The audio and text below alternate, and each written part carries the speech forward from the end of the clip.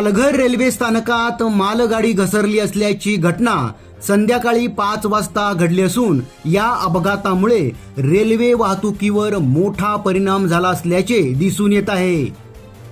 Steel coil वाहून नेणारी मालगाडी सायंकाळी 5 वाजता पालघर रेल्वे स्थानकात प्रवेश करताना या मालगाडीचे गार्डच्या डब्यासह अखेरचे 6 डबे घसरले। त्याबरोबरीने या मालगाडीच्या डब्यात असणारे अवजड सामान रेल्वे रुळावर पसरल्याने पालघर रेल्वे स्थानकातील रेल्वे लाईन क्रमांक 2, 3 व 4 वरील सेवा खंडित झाली आहे।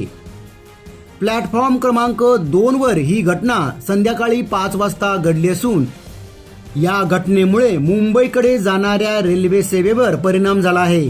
ही घटना घडताच महामार्ग पोलीस व कर्मचारी यांनी घटनास्थळी धाव घेतली आहे।